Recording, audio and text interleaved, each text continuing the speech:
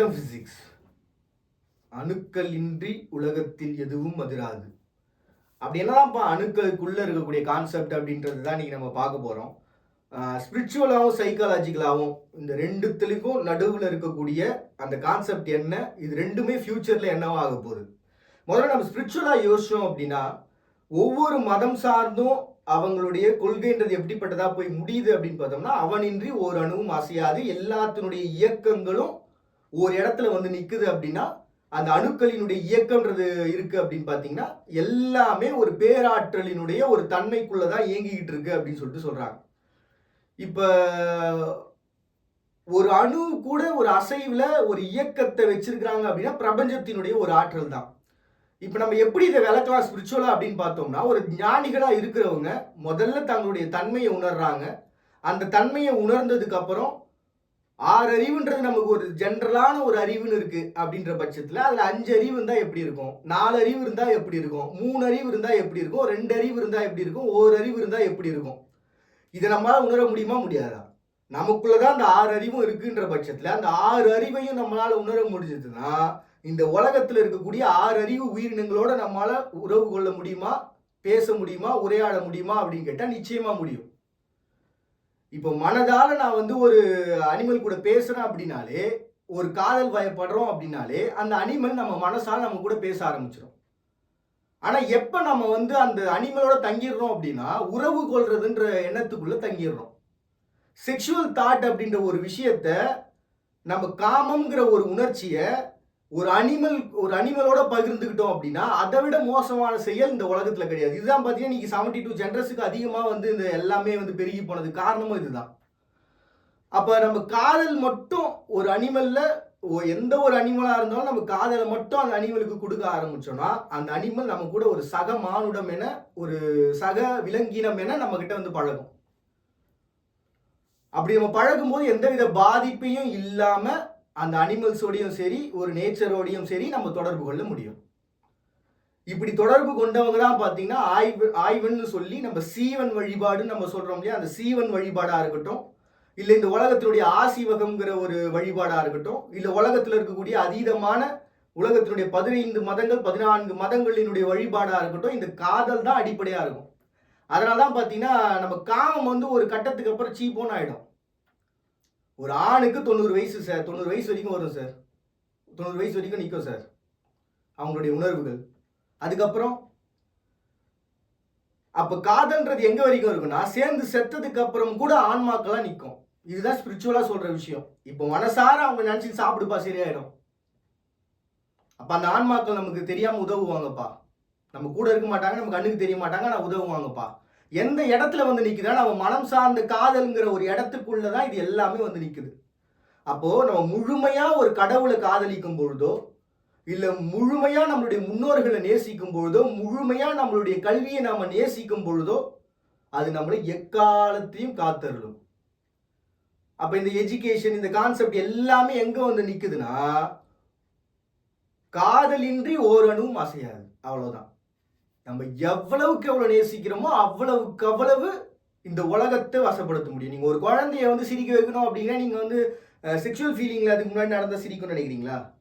அந்த குழந்தை எப்படி பிஹேவ் பண்ணுதோ அதே மாதிரி நீங்க பிஹேவ் பண்ணா, இல்ல அந்த குழந்தைக்கு எப்படி பிடிக்குதோ அப்படி பிஹேவ் பண்ணீங்கன்னா மட்டும்தான் செயல்படும்.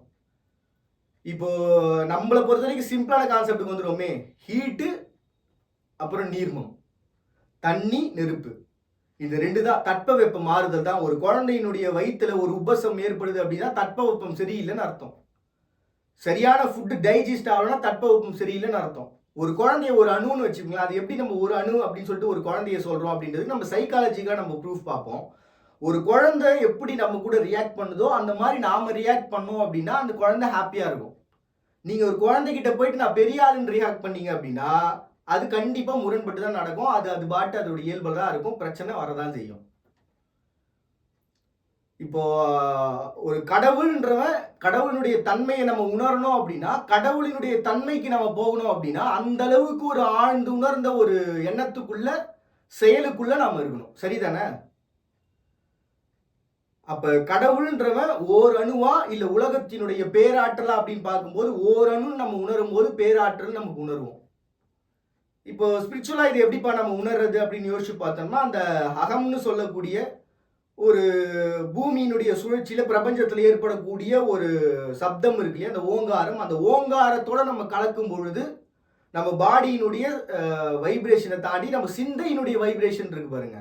அந்த சிந்தையினுடைய வைப்ரேஷன் எதுவும் அற்று போகிற பொழுது, உலகம் யாதென்று எல்லாம் நாம் என்று உணர்வோம். இவ்வளவுதான் விஷயம். ஸோ ஸ்பிரிச்சுவலா என்ன பண்றாங்க அப்படின்னா, நம்ம சிந்தைக்குள்ள ஓடக்கூடிய அத்தனை விதமான எண்ண ஓட்டங்களையும் நிறுத்தி, அத்தனை விதமான எண்ண ஓட்டங்களையும் ஓங்காரமா கன்வெர்ட் பண்ணி, சிந்தையற்ற ஒரு நிலையில ஒரு பேச்சு நம்ம வளர்த்துக்கும் போது, நாம ஒரு கடவுளினுடைய கடவுளுடைய இடத்துல கடவுளோட நம்ம இருக்கிறதுக்கான அவரோட கலந்துட்டோம் அப்படின்ற ஒரு எண்ணத்துக்குள்ள வந்துடும். இப்போ ஒரு கோவில்ல பூஜை பண்றாங்க, ஒரு குடமுழுக்கு பண்றாங்க அப்படின்ற ஒரு எண்ணத்துக்குள்ள வரோம் அப்படின்னு பார்த்தீங்கன்னா, அந்த பஞ்சபூதங்களை வந்து நமக்கு கலந்து தான் பார்த்தீங்கன்னா, அங்கே ஒரு சாமியை வந்து பிரதிஷ்டை பண்றாங்க. அதே தான் பார்த்தீங்கன்னா, ஒரு மாயிலை யந்திர தந்திர மாந்திரிகங்களா இருக்கட்டும், இது எல்லாத்தையும் கட்டுக்குள்ள கொண்டு வரது எந்த இடம்னு பார்த்தீங்கன்னா, அந்த 5 பார்ட்டிகிள்ஸை கொண்டு வந்து தான் கண்ட்ரோல் பண்றாங்க. இப்படி எல்லாமே பார்த்தீங்கன்னா, அந்த 5 பார்ட்டிகல்ஸினுடைய அந்த ஓரணு கொள்கைக்குள்ள தான் வந்து நிற்கிறாங்க. இப்போ நம்ம சைக்காலஜிக்கலா வந்து நிற்கும்போது குவாண்டம் பிசிக்ஸ் எக்ஸ்பிளைன் பண்றோம் அப்படின்னு பார்த்தீங்கன்னா, பிரபஞ்சத்துக்குள்ள பூமி இருக்கா இல்ல பூமியில பிரபஞ்சம் இருக்கா அப்படின்னு யோசிக்கணும். அவ்வளவுதான். ஒரு அணுக்குள்ள பிரபஞ்சமா, அணுக்குள்ள இந்த பிரபஞ்சம் இருக்கா? இது எப்படி பாசிபிள் அப்படின்னு பாத்தீங்கன்னா, இதுதான் வந்து பாத்தீங்கன்னா நமக்கு நிறைய எக்ஸ்பிளனேஷனோட நிறைய விதங்கள்ல படங்களா கூட நமக்கு கொடுத்துருக்குறாங்க. இப்போ இந்த இந்த கான்செப்ட் எப்படி நம்ம உணர முடியும் அப்படின்னு பாத்தீங்கன்னா, ஒரு 5 விதமான பார்ட்டிகல்ஸினுடைய சுழற்சி 60 வருட சுழற்சி அப்படின்னு சொல்லிட்டு நம்ம சொல்றோம் இல்லைங்களா? இந்த 60 வருட சுழற்சி, அதே மாதிரி ஒரு அணுக்குள்ள எத்தனை பார்ட்டிகல்ஸ் இருக்கு அப்படின்னு நம்ம யோசிச்சு பார்த்தோம்னா 7 பார்ட்டிகல்ஸ் இருக்கு அப்படின்ட்டு நம்ம நார்மலா படிக்கும்போது நியூட்ரான், புரோட்டான், எலக்ட்ரான் சொல்லிட்டு சின்ன வயசுல படிச்சிருப்போம். இப்போ வந்து பார்த்தீங்கன்னா அதை இன்னும் கொஞ்சம் டெவலப் பண்ணி 7 பார்ட்டிகல்ஸ் இருக்கு, 9 பார்ட்டிகல்ஸ் இருக்கு, 11 பார்ட்டிகல்ஸ் இருக்குன்னு சொல்லிட்டு அதனுடைய டெஃபினிஷன்ஸ் அப்படின்றது இன்க்ரீஸ் ஆகிட்டே போகுது. அப்போ என்ன பண்ணுவாங்க அப்படின்னா, அதுக்கான கால்குலேஷன்ஸ் அப்படின்றத முழுமையாக போட ஆரம்பிச்சு அந்த கால்குலேஷன்ஸ் மூலமா ஒரு அணுவை வந்து நம்மளால பிரிக்க முடியுமா, அப்படி பிரிச்சா பாதிப்பு இல்லாம பிரிகிற அணு மறுபடியும் பாதிப்போட சேருது அப்படின்னா, இப்போ ஒரு ஆப்ரேஷன் ஒன்று பண்ணும்போது எந்த மாதிரியான ஒரு பாதிப்புன்றது நமக்கு ஏற்படுமோ அந்த பாதிப்பை நம்ம சரி பண்ணணும்னா என்ன பண்ணணும்? இப்போ நம்ம உடம்பை கிழிக்கிறாங்க, கிழிச்சதுக்கு அப்புறம் மறுபடியும் வந்து ஒட்டணும் சார். அப்படி ஒட்டிட்டா அது கொஞ்ச நாள்ல ஆறிடும் அப்படின்ற ஒரு எண்ணம் இருக்குல்ல. அந்த எண்ணத்தை 7 பார்ட்டிகல்ஸா நம்ம ஒரு அணுவை வந்து பிரிக்கும் பொழுது மறுபடியும் அந்த அணுக்களை ஒன்னா நம்ம சேர்க்கிற பட்சத்துல நமக்கு ஃபியூச்சர்ல ஒரு டைம் போர்ட்டர் மாதிரியான ஒரு பொருட்களை ஒரு இடத்துல இருந்து இன்னொரு இடத்துக்கு டிரான்ஸ்ஃபர் பண்றதுக்கான ஒரு டெக்னாலஜின்றது நிச்சயமா வந்து உருவாகும். அப்போ ஸ்பிரிச்சுவலாகவும் சைக்காலஜிக்கலாகவும் எந்த இடத்துல வந்து நிற்கிறாங்க அப்படின்னு பார்த்தீங்கன்னா, ஓர் அணுங்கிறது ஓர் உயிர், அவ்வளவுதான் அப்படின்ற எண்ணத்துக்குள்ள வந்து நிற்கிறாங்க. இப்போ சைக்காலஜிக்கலா பார்த்தா ஓர் அணுக்குள்ள இருக்கக்கூடிய பார்ட்டிகல்ஸ் என்ன அப்படின்னு, ஸ்பிரிச்சுவலா பார்த்தோம் அப்படின்னா அந்த ஓர் அணு நாம தான் அப்படின்னு. இப்போ இது ரெண்டுமே சேர்ந்து ஸ்பிரிச்சுவல் சைக்காலஜியா ஃபியூச்சர்ல என்ன பண்ண போறாங்க அப்படின்னு நம்ம பார்த்தோம் அப்படின்னா, இந்த அணு கொள்கைகளை தாண்டி பிரபஞ்சமே ஒரு அணுதான் அப்படிங்கிற பட்சத்துல, ஒரு அணு பிரபஞ்சம் தாங்கிற பட்சத்துல பிரபஞ்சத்தை தாண்டி எத்தனை பிரபஞ்சங்கள் இருக்கு. நம்மளுடைய இந்த சின்ன வயசுலலாம் ஒரு படம் பார்த்துருப்போம். நாமெல்லாம் வந்து ஒரு பூமி அப்படின்னா பூமினா ஒரு பொட்டிக்குள்ள இருக்கு, அந்த பொட்டிக்குள்ள இருந்து பார்த்தோம்னா ஏகப்பட்ட பூமிங்க இருக்கு அப்படின்னு. இப்போ ஒன்றும் இல்லை, இப்போ என் கைக்குள்ள வந்து பார்த்தீங்கன்னா இவ்வளோ ஒரு சின்ன ஒரு கை இருக்கு, அதுக்குள்ள சின்ன டெட் செல்ஸ் இருக்கு அப்படின்னு நம்ம பார்த்தோம் அப்படின்னா இந்த செல்லுக்குள்ள ஒரு பிரபஞ்சம் இருக்கலாம்.